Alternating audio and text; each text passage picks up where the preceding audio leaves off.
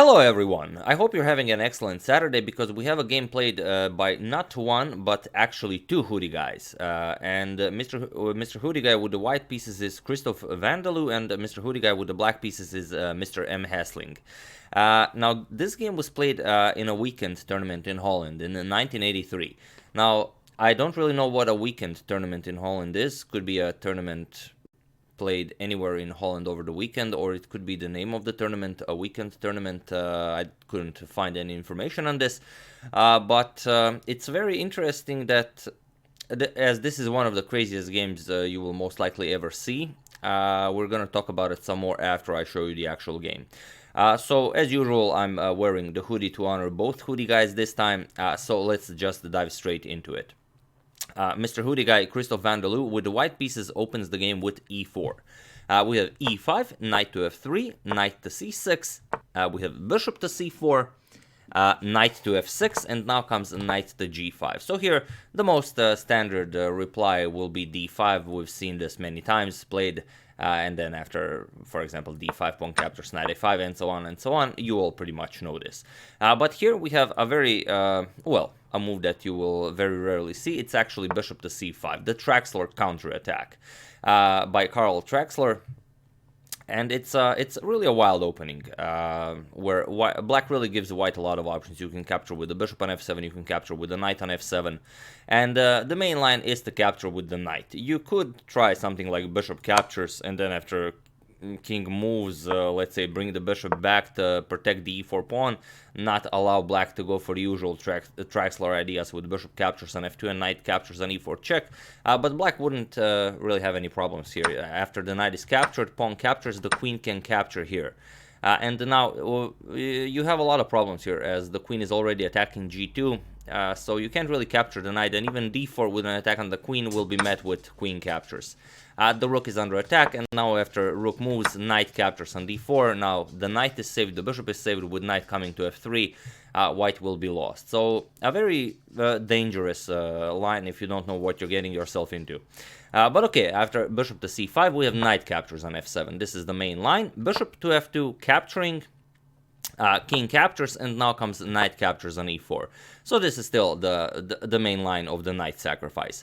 And here, if someone plays this against you, most likely you will want to go king to g1, and then as the black queen is under attack, queen h4, threatening checkmate, here you will want to play g3. And now after knight captures, you don't want to recapture the knight, because after queen captures king f1, rook is coming to f8, pinning the knight, and now you will not have a lot of fun with white. But what you can do, after knight captures on g3, you can snatch the rook here. And then after knight captures on h1, you can go d3, and then the game continues. You will have a very nice game with white. So after knight e4, we have king to e3, not going to g1, but rather white decides to go for king to e3. And here, queen to e7. A very nice move, because now capturing the knight with king captures on e4 results in something like d5 check, and after the bishop captures, now comes queen to h4 with check. King goes back, queen d4 check, king e2, and now after queen captures on d5, black will have a winning position, as white has no time to capture the rook. Bishop to g4 is a terrible threat here. So after queen to e7, we have c3, and look at the position. This is only move 7. We have knight to d4, an excellent move by black, where if you decide to capture this, for example, c captures on d4, you get e captures on d4 with check. This opens up the e file, and white will find himself in a lot of trouble. So after this knight to d4 move, we have king captures on e4, going for the e knight instead. Queen to h4 check, king goes back to e3. If you go king d5, then you get b6, and then there's really no defense against bishop to b7. So after queen to h4, king to e3, and now comes queen to f4 check. We have king to d3, and here already we have an interesting position where black, if he wants to, black can play queen to f5 and settle for a draw here. It will be a draw by perpetual check. Here black can just keep on checking f5, f4. But after king to d3, we have d5.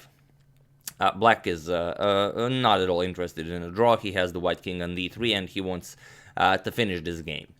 We have bishop captures on d5, we have bishop to f5 check, and now king to c4. So a very nice walk by the white king. b5 with check, we have king to c5, and now comes queen to h4. And here, if you play a silly move with white, queen to h4 prepares a very deadly threat. For example, if you capture the rook, you get queen to e7 checkmate. There's nowhere to go, so of course it is checkmate. So after queen to h4, we have knight captures on e5. Now queen to e7 check doesn't really do anything, as the pawn from e5 is no longer guarding the knight. The king can simply capture it. And now after c5 check, king moves, you will capture here. But then after king f2, queen captures on d5, rook e1 check is coming, and after the king moves, you can play d4. And after white develops his pieces, white will be up in material and of course winning this game. So after knight to e5, we have a very nice queenside castle by black. And here, again, if you decide to play c captures on d4, black actually has a forced checkmate in 6 moves. So as it is a Saturday, you know, hopefully you have some time. Feel free to pause the video here and try to find this forced checkmating sequence in 6 moves. I will give you a couple of seconds, you know, or as much as you want, because you can pause the video, for you to do it. For those of you who were able to do it, congratulations. You are an excellent user of your Saturday time. And for those of you who just want to enjoy the show, rook captures on d5 is the move. And now, if you capture, then the other rook is coming to d8. But now, if the king moves, king b4, rook captures, we have knight to c4 blocking, or you can run away with the king and get mated even faster, so you have to give up a lot, some of the pieces here. Rook captures, king to b5, now comes bishop to d7 check, king a5, rook will be given, but it will come with a checkmate by the queen. So queen captures on a4 will be checkmate. There are plenty of checkmates here. This was the longest one because white had to give up the most material here. So instead, after the queenside castle, not capturing on d4, but rather we have c4 here. A very nice move by white. And now comes rook captures on d5. And here c captures on d5. If you play king captures on d5, then you are again allowing black to go for rook to d8 check. King c5, queen e7 again will be checkmate. So after rook to d5, we have c captures on d5, and now comes rook to d8. And here we have knight to c3. Just so you know, if white plays something like rook to e1, it's very important to keep an eye on the d5 pawn. If you play something like rook to e1, then you get knight to e6 or rook captures on d5. Either will do. Now the queen is controlling the entire 4th rank. The captures on e6, we have queen to d4 check, king captures, and now again white will be checkmated with queen to c5. So after rook to d8, we have knight to c3, a very important move controlling the d5 pawn. And here black played knight to c6. But it's very important to show that knight to e6 check doesn't work here like in the previous variation. Because here, after white captures it, it would be alright. But here, black can actually simply move away with king captures on b5, and now there is no rook captures on d5 as the knight is protecting the d5 pawn. But one move black could have played after this knight to c3 move, before the knight to c3 move, after this rook to d8, we have knight to c3, and now knight to c6 was played. But instead of this knight to c6, black had queen to f6, and now there is really nothing to do for white.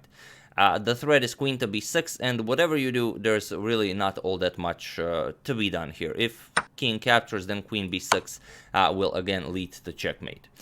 So after knight to c3, we have knight to c6 by black. Black now has a very similar idea, because the knight can be captured with the pawn, with the knight, or with the king. So what happens if you capture with the knight?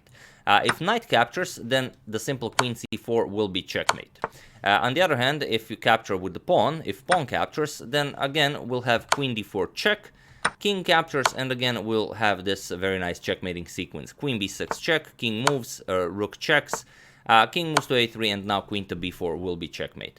And lastly, after this knight to c6, if we play king captures on c6, then we get queen to b4, and again there's no escaping checkmate here. Rook to d6 is a threat. The bishop can come to d7.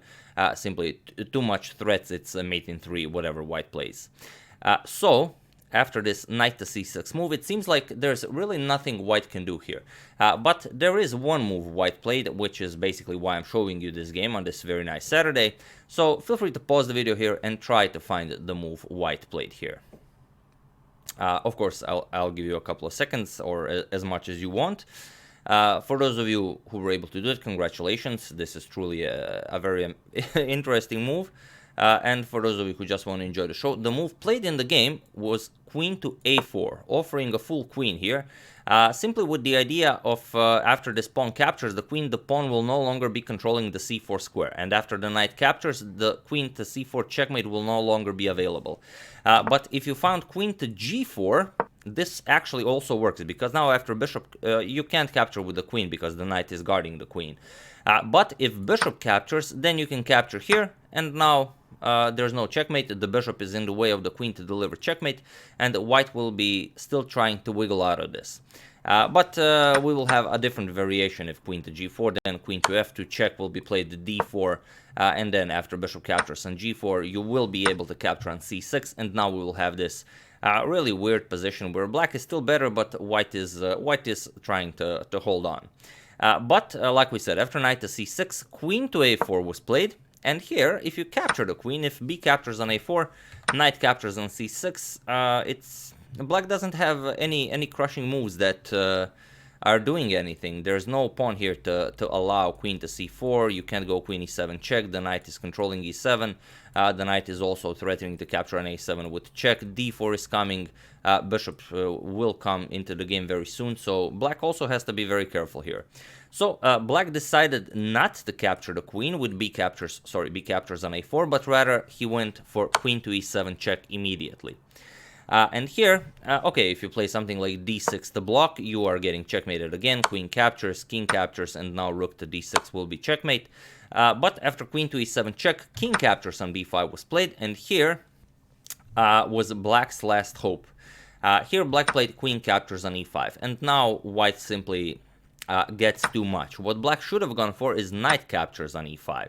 And now, again, white has to make a move. If you play something like queen to a6 check, king b8, black is threatening bishop to d3. It's very hard to parry this. If king to a4, then you get rook to d6, attacking the queen. Queen checks, rook blocks, and after you move the queen, now queen to h4 check is enough. King to a3, and now knight to c4 check forks the king and the queen. And you can even make a little joke here by not capturing the queen, but rather knight captures on b2.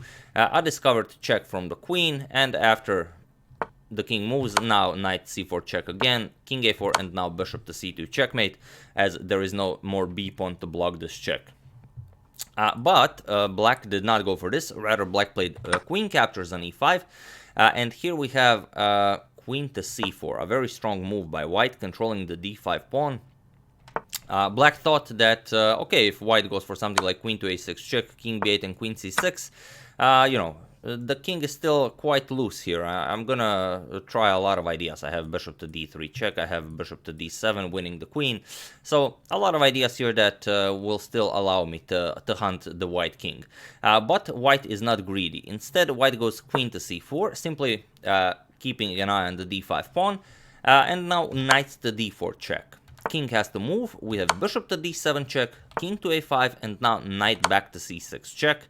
The pawn cannot capture, as it's pinned, but here we have king to a6.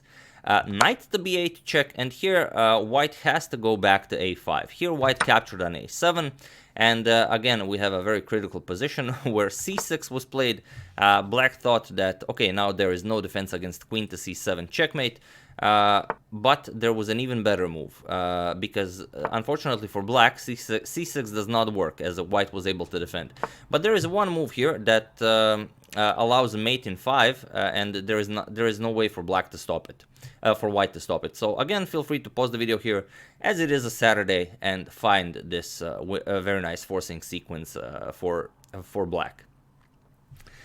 If you were able to do it, congratulations, and if you've solved this one and the previous two, then even bigger congratulations. If you found queen to f6, that's very nice, although that's mate in 9. If you found queen to d6, then congratulations, that truly is a mate in 5. Now you're threatening queen to b6 checkmate, so and it's not all that easy to prevent this. If knight a4, you are controlling the b6 square, but now comes bishop captures. Again, queen b6 is the threat of checkmate. White can only prolong it. Here you will give up the queen, check, king moves, and now you are getting checkmated. After any move, bishop captures on c6 will be checkmate. Or if you don't capture, then the queen will checkmate on a7. But still, here black thought it was the same idea. Here black played c6 instead of queen to d6 with the idea of coming here, but now white can actually prevent it with knight to b5.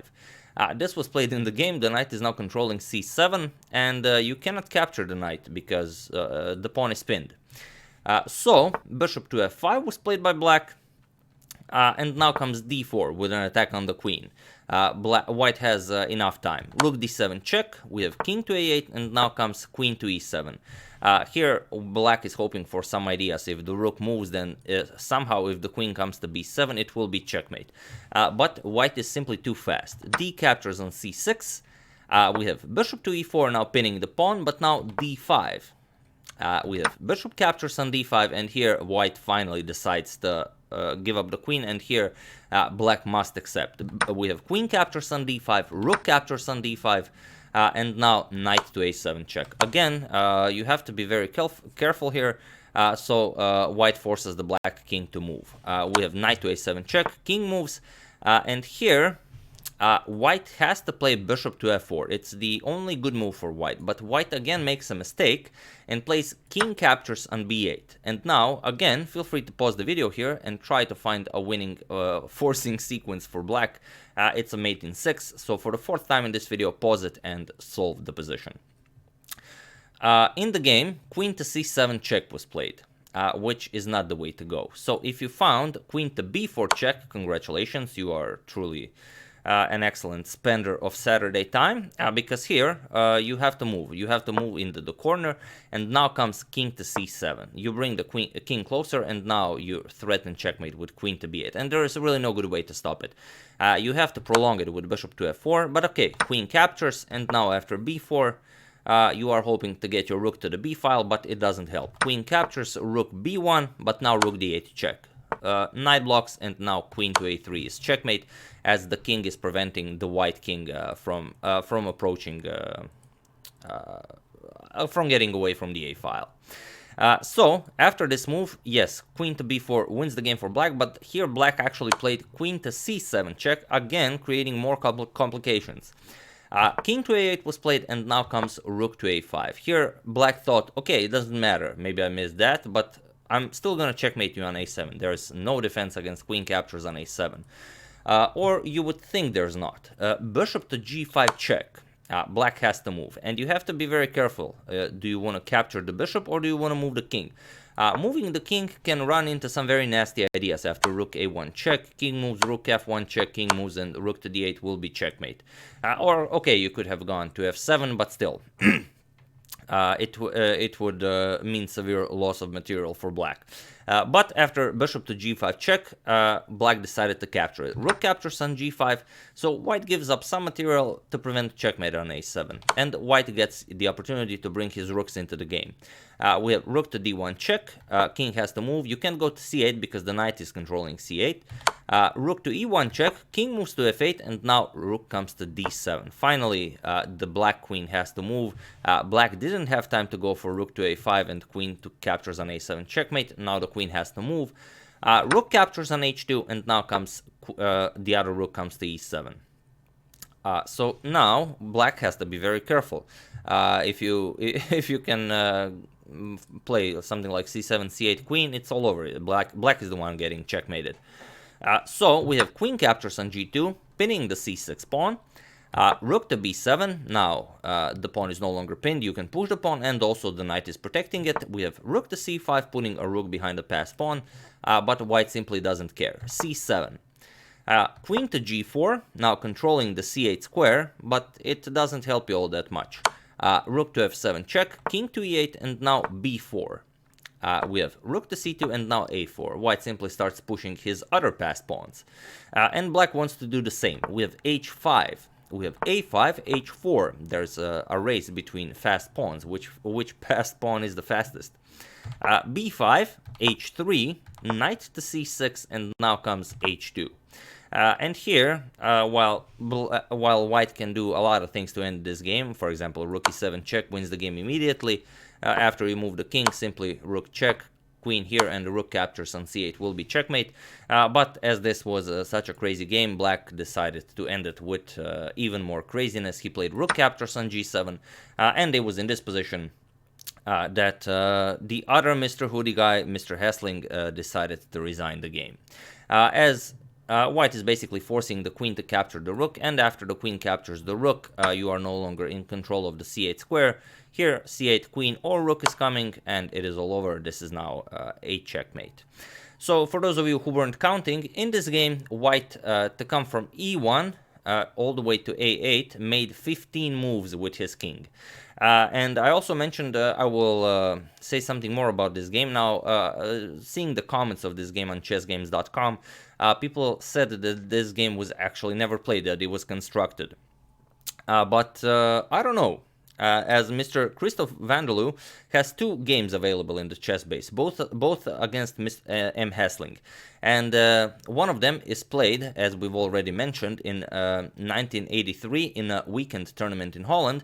But for the other game where the Caro Kann was played, it says it's not a real game. It says that it's an analysis. So if this game wasn't played, if it was constructed, or if it was invented, let's say, and invented Immortal, why doesn't it say, if it says for the other game also available by Mr. Christophe Vandeloo in the database, that was constructed, or that it was just an analysis? So perhaps, I mean, there are so many of you, there's only one of me, perhaps you can get to the bottom of this, or maybe you know something about this game, maybe you will be more successful in finding information about it than I was. So if you have, feel free to share in the comments. I will either pin your comment or add your anything you can find about this game in the description below, so everyone else can increase their vast knowledge as well. But yeah, constructed or not, it's really an insane game. I will name it the Invented Immortal until we get to the bottom of this. So I do hope you enjoyed it. Really a nice game for a Saturday, and congratulations to all of you who solved all 4 positive videos. You truly are an excellent spender of your Saturday. I would like to thank Edgar Schelp, Mark Vaughn, Paul May, Bernard Polara, and Lou Marapodi for a contribution to my channel. Thank you a lot, I really appreciate it. As usual, you can check 2 of my previous videos here. Thank you all for watching, and I will see you soon, hopefully with some more interesting content, and hopefully I will manage to get that poll ready so you can vote for the next series today. Thank you all, and I will see you soon.